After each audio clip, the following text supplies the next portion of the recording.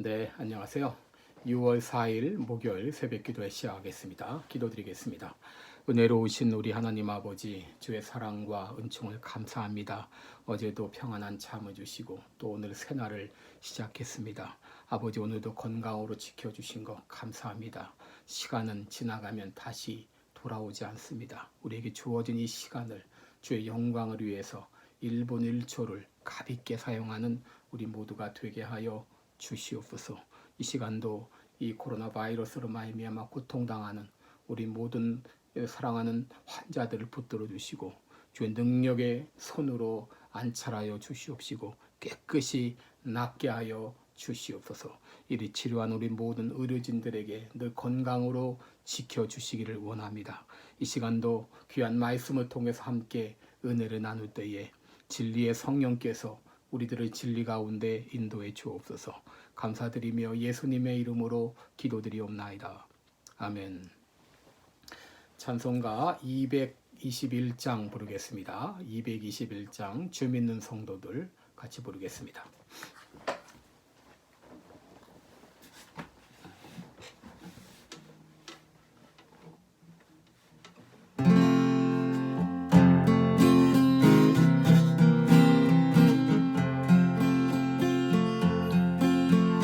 주 믿는 형제들 사랑의 사귐은 전국의 교제 같으니 참 좋은 친교라.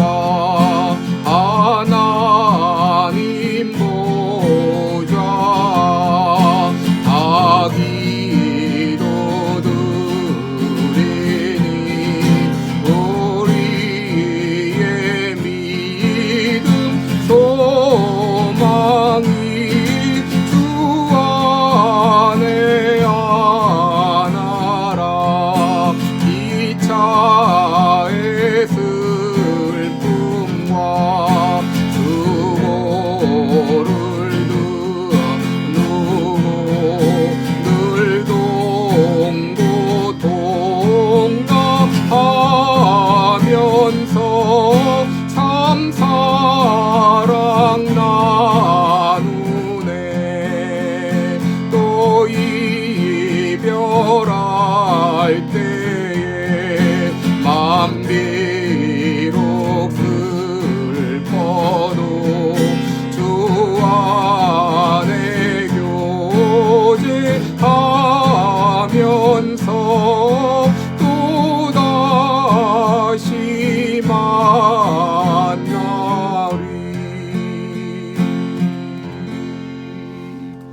아멘.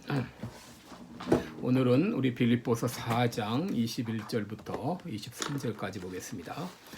빌립보서 4장 21절에서 23절까지 제가 읽어드리겠습니다. 그리스도 예수 안에 있는 성도에게 각각 문안하라.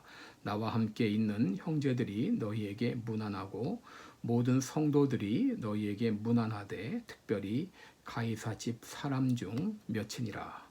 주 예수 그리스도의 은혜가 너희 심령에 있을지어다. 아멘. 네, 이제 오늘 드디어 31회에 걸친 빌립보서의 대장정을 마무리하게 되었습니다. 그동안 함께 하신 여러분들께 감사드리고 또 은혜를 주신 하나님께 영광을 돌립니다. 우리 오늘 본문은 빌립보서의 마지막 부분입니다. 바울은 빌립보 교회에 편지를 마무리하면서 인사와 축복을 전하고 있습니다. 그럼 빌립보서는 이 바울이 쓴 여러 편지 가운데 가장 개인적인 그런 서신입니다. 이는 바울이 빌립보 교회를 설립한 설립자이기도 했지만 이 빌립보 교회와 바울은 아주 끈끈한 사랑으로 엮여져 있었습니다. 그래서 빌립보서 안에는 나 혹은 이 너희들 이런 인칭 대명사가 자주 사용되고 있습니다. 바울은 이 항구적인 이 기쁨의 비결을 알고 있던 사람이었습니다. 그래서 바울은 빌립보서에서 나는 기뻐한다 이런 말을 했고 또 이제 빌립보 교회도 너희도 항상 기뻐하라라고 권면할 수 있었습니다. 바울은 당시 이 감옥에 수감된 이 상황이었지만 그럼에도 불구하고 변함없이 기뻐했습니다. 오늘 본문에서 사도 바울은 항구적인 이 기쁨을 유지할 수 있는 비결을 말하고 있습니다. 첫째, 인사하는 삶에 기쁨이 있다고 하는 것입니다. 21절에 보시면 그리스도 예수 안에 있는 성도에게 각각 문안하고 라고 말하고 있습니다. 여기 문안한다 이 말은 아스파사스테라는 말입니다. 아스파사스테. 이 말은 나의 안부를 전하라 그런 뜻인데요. 여긴 누가 문안하고 있습니까? 21절에 나와 함께 있는 형제들이 너희에게 문안한다 그랬는데 여기 나와 함께 있는 형제들은 에바브로디도와 디모데를 말할 것입니다. 또 22절에는 모든 성도들이 문안한다 그랬는데 이들은 로마 교회의 교인들을 의미하는 것으로 보입니다. 특별히 여기 이 가이사 집 몇 사람이 너에게 문안한다 그랬는데 여기 가이사의 집 사람들은 황제의 가족을 의미하기보다도 시위대 병사나 혹은 왕가의 일을 돌보던 사람들을 가리키는 것으로 보입니다. 왜 바울이 이들을 언급하고 있습니까? 바로 이들에게까지 복음이 전해졌음을 알리기 위함입니다. 여러분, 바울의 수감은 참 힘들고 어려운 일이었지만 바울이 수감됨을 통해서 이들에게까지 이 복음이 전해졌음을, 다시 말하면 이 복음의 진보가 되었음을 알려주는 것입니다. 이 모든 성도들이 바로 안부를 전하고 있는 것이죠. 그러면 이 안부 문안을 받는 사람은 누구인가요? 21절에 보시면 그리스도 예수 안에 있는 성도에게 문안한다 라고 말했습니다. 여러분, 빌립보 교회의 성도들을 그리스도 안에 있는 성도라고 말합니다. 여러분, 우리는 늘 이 땅을 살고 있지만 우리들은 늘 그리스도 안에 있는 성도라는 것을 기억해야 되겠습니다. 이 땅에 있는 모든 성도들은 그리스도 안에 있는 한 형제 자매입니다. 다시 말해서 한 가족이 되었습니다. 바로 우리들은 천국까지 함께하는 이 관계가 되었다고 하는 것이죠. 우리가 진정 그리스도 안에서 한 가족이 되었다면 서로의 안부를 묻는 일은 당연한 일일 것입니다. 주한 미국 대사를 지냈던 제임스 레인이라는 사람은 이 아틀란타에 있는 에모리 대학의 교수로 지냈습니다. 이 걸어서 학교에 출퇴근할 때 쓸쓸히 혼자 앉아있는 한 노인을 만나게 되었습니다. 제임스 레이니는 볼 때마다 그에게 다정히 인사하고 시간이 날 때마다 말벗이 되어주고 때로는 커피를 같이 하고 때로는 잔디를 깎아주면서 그 노인과 2년여 동안 이 교제를 했습니다. 그런데 그 후에 그 노인은 세상을 떠나게 되어서 이제 장례식장에 가서 조문을 하게 되었는데 그때 한 사람이 이 제임스 레이니에게 가까이 와서 한 봉투를 건네주었습니다. 바로 이 봉투 안에는 유서가 들어 있었는데 그 유서에는 지난 2년 동안 나의 말벗이 되어준 당신에게 감사합니다 하는 내용과 함께 25억 달러와 코카콜라 지분의 5%를 당신에게 유산으로 준다는 이런 내용이 담겨 있었습니다. 그 사람은 바로 코카콜라 회사의 전 회장이었습니다. 그런데 허름한 집에서 참 이렇게 검소하게 살았기 때문에 이를 전혀 몰랐습니다. 이 제임스 레이니 대사는 그와 이렇게 인사만 잘했는데도 이런 일이 일어난 것이죠. 여러분, 인사는 상대에 대한 존중이요, 또 호감의 표현이요, 또 대인 관계의 시작이자 기초가 됩니다. 진심이 담긴 인사는 상대방을 감동시키고 마음을 여는 열쇠가 되는 것입니다. 여러분, 인사만 잘해도 인간관계가 원만해집니다. 사업도, 직장생활도, 가정생활도, 자녀교육도, 교회생활도, 전도도 인사가 기본입니다. 내 마음에 그리스도의 사랑으로 가득할 때 나도 모르게 내 안에서 사랑이 넘치는 인사가 나오게 됩니다. 오늘 이 아침에도 나를 그리스도의 사랑으로 충만케 하여 주옵소서. 그래서 나에게서 풍겨나오는 모든 분위기나 이 말이 상대방의 마음을 여는 그런 열쇠가 되게 해 주옵소서. 오늘 이 아침에도 그렇게 기도하시길 바랍니다. 둘째로 이 항구적인 기쁨의 비결, 항구적인 기쁨을 소유하는 비결은 다른 사람을 축복하는 일입니다. 바울은 빌립보 교회에 보내는 편지의 마지막을 축복으로 마치고 있습니다. 23절에 보시면 바울은 주 예수 그리스도의 은혜가 심령에 있을지어다 하고 그들을 축복하고 있습니다. 여러분, 오늘 사도 바울은 은혜의 근원이 어딘가를 말하고 있죠. 바로 우리 주 예수 그리스도께서 은혜의 근원이 되십니다.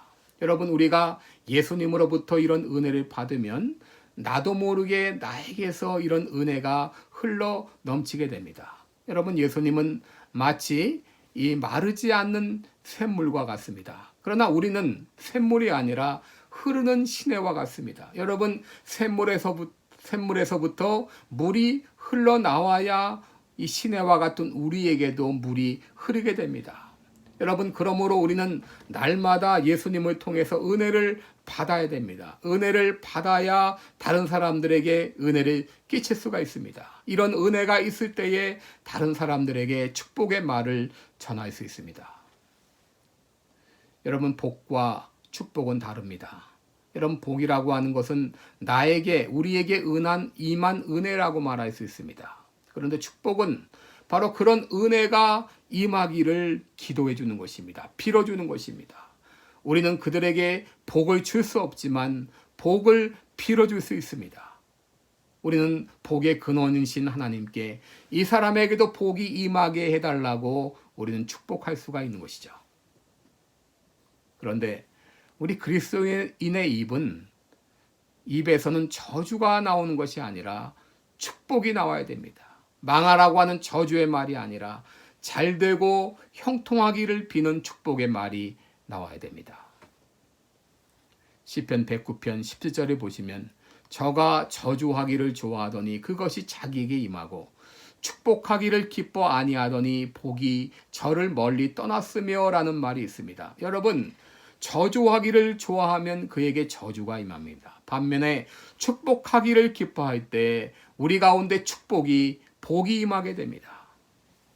잠언 18장 21절에 보게 되면 죽고 사는 것이 혀의 권세에 달렸다라고 말했습니다. 혀를 쓰기 좋아하는 사람은 그 열매를 먹으리라 했습니다. 우리가 우리 혀를 가지고 어떤 말을 하느냐에 따라서 그 혀의 열매를 우리가 먹게 되는 것이죠. 그러므로 일이 자꾸 막히는 사람은 혹시 내가 하는 말에 어떤 문제가 있는지를 돌아봐야 됩니다. 우리가 축복의 말을 하려고 하고 살려면 내가 은혜를 받아야 됩니다. 그리고 하나님이 주신 은혜를 자꾸 키워나가야 됩니다. 작은 은혜일지라도 작은 복일지라도 감사하고 감사할 때 더 큰 복이 임하게 되고 그럴 때 우리들은 다른 사람들을 축복하는 삶을 살 수 있습니다. 여러분, 다른 사람에게 인사를 전하고 또 다른 사람을 축복하는 삶을 살 때 그 가운데 기쁨에 넘치게 됩니다. 여러분, 오늘 이제 내가 인사를 전해야 될 사람은 누군가? 우리 곰곰이 생각해 보시기 바랍니다. 그분에게 따뜻한 인사를 진정으로 전할 때 내 마음에 있는 그 사랑이 그 사람에게 전달될 것입니다. 오늘 내가 다른 사람을 축복해야 될 사람은 누군가요? 주님, 내가 다른 사람을 축복할 수 있도록 나에게 은혜와 복을 부어 주옵소서. 그래서 나도 진정 축복하는 삶, 진정 다른 사람을 축복하는 그런 삶을 살게 하여 주옵소서. 오늘 이 아침에도 그렇게 기도하시기를 바랍니다. 네, 오늘로써 우리 빌립보서를 마치고 내일부터는 구약 성경 중에 요나서 말씀을 가지고 또 같이 말씀을 상고하며 은혜를 나누겠습니다. 기도하겠습니다. 은혜로우신 우리 하나님 아버지, 나의 삶은 참으로 어떤 형편이든지 어떤 상황에서든지 기뻐할 수 있는 그런 삶을 살고 있는가요? 아니면 나의 기쁨은 간헐적으로 좋은 일이 있을 때만 기뻐하는 삶인가요? 빌립보서 귀한 말씀을 통해서 항구적인 이 귀한 기쁨의 비결을 깨닫게 하신 거 감사합니다. 내가 어떤 형편이든지 늘 기뻐하며 감사하며 만족하며 살아가는 우리들 되게 하여 주옵소서. 이 기쁨을 나 혼자만 소유하는 것이 아니라 다른 사람들과 함께 나눔으로 말미암아 빚기 기쁨이 배가 되며 3배가가 되며 많은 사람들에게 이 귀한 기쁨을 전달하는 통로의 역할을 감당하는 우리 모두가 되게 하여 주옵소서. 오늘 하루의 삶도 주님 앞에 의탁하오며 예수님의 이름으로 기도드리옵나이다. 아멘. 이제 각자 기도의 시간 가지시기 바랍니다.